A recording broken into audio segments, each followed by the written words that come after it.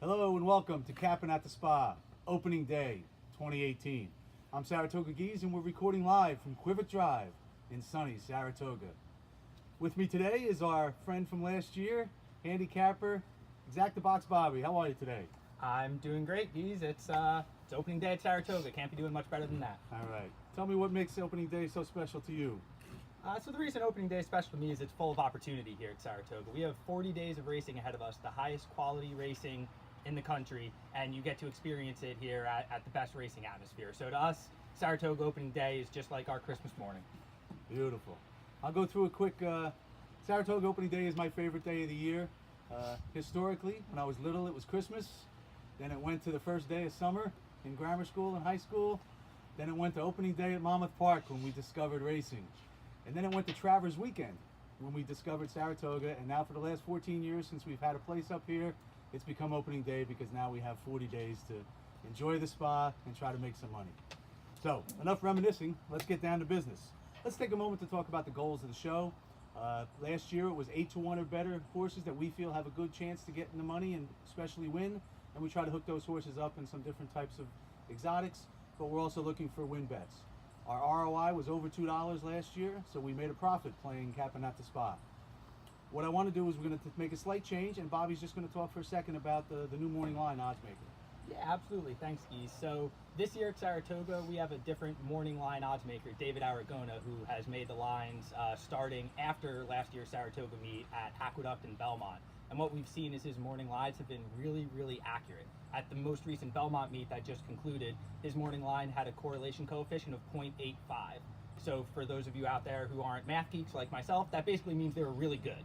He made really accurate morning lines, so we're expecting them to be more accurate this year at Saratoga than last year. So with that in mind, we're going to be decreasing the minimum price on our picks from 8-1 to 6-1, because this year we're actually expecting those 6, 7, 8-1 shots to go off at that price. Whereas last year we had quite a few instances of 8-1 or 10-1 shots that ended up going off at 5-2 or 3-1.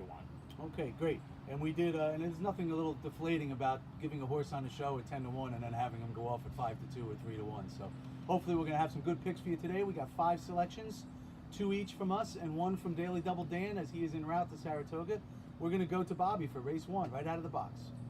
That's right. So today in the first race, my selection is going to be the number 1 horse, Halloween Horror, 10-1 on the morning line.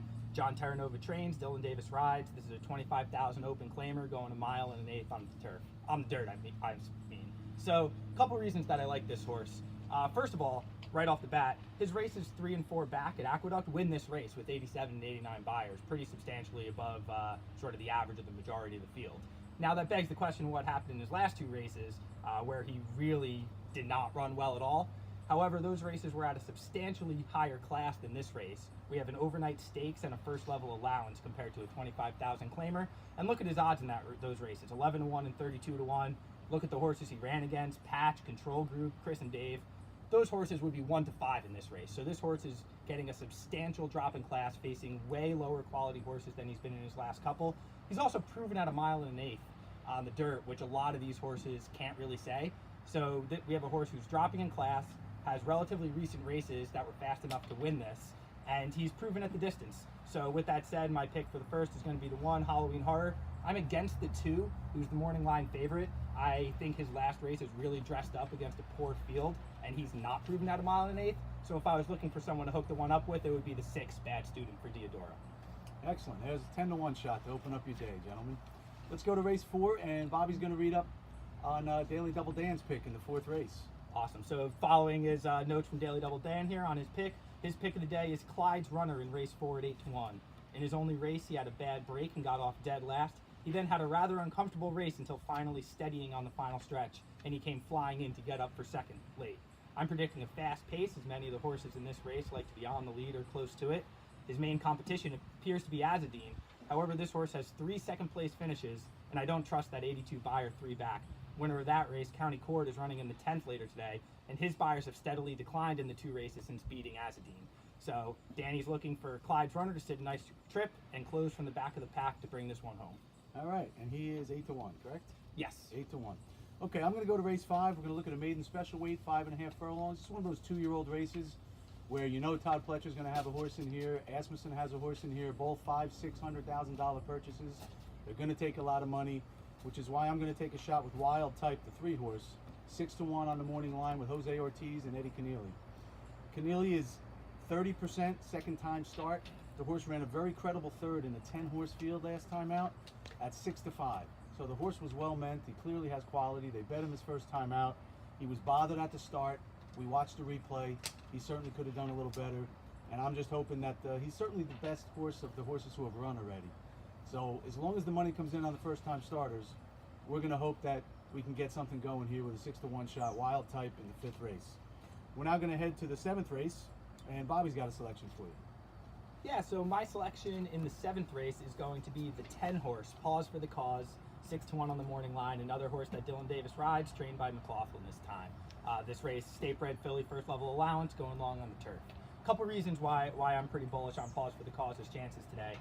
First of all, most obviously, he has the best last out buyer, 77 in his last race, which is at least a few points better than where the majority of this field lies. Now, that's a pretty significant improvement from most of his prior races, but if you look back on the form, late in his 2-year-old year on the turf, he was running 66, 68 buyers. So if you project some natural improvement into the horse from that time, upper 70s is right where he should be. His race 2 back at Aqueduct, he had a bit of trouble at the start, so I'm not going to sort of put too much stock in that race. I think his most recent is really the sort of right spot, right? That race really shows where his potential is right now. Still a 3-year-old horse that's liable to improve. I think he's going to have a pace advantage on most of this field. Ideally either on the lead or sitting right off some cheap speed in the 4. I expect him to be in the lead turning from home at the top of the stretch.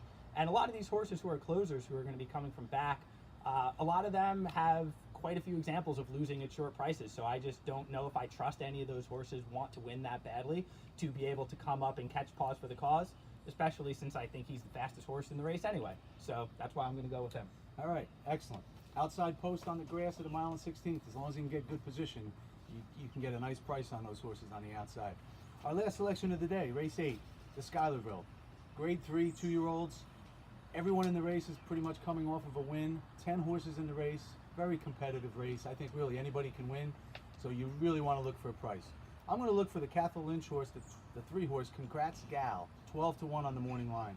Went off at 7-2 first time out in a 7-horse field at Laurel, won by 6 1/4 lengths. Ran a very competitive buyer. I watched the replay of that too, and he really spurted clear, didn't even use the whip in the stretch. The horse has talent.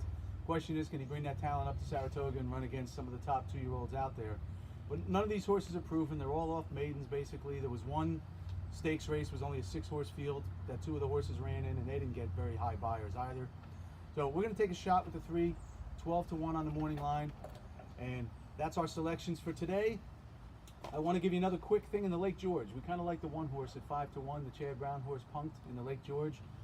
I think he's got a chance to go to the front on the turf, and it's a short field, and everyone's a closer. I got a feeling if they let him go on the lead, he might be very tough to catch. So in the late pick 4, pick 5, if we can get Congrats Gal home and Punked home, we're going to have a good shot to make some cash today. So that's it for today's Cappin at the Spa. Let's have a great opening day, everybody. It's excitement, 40 days to go, and here's hoping opening day is your day.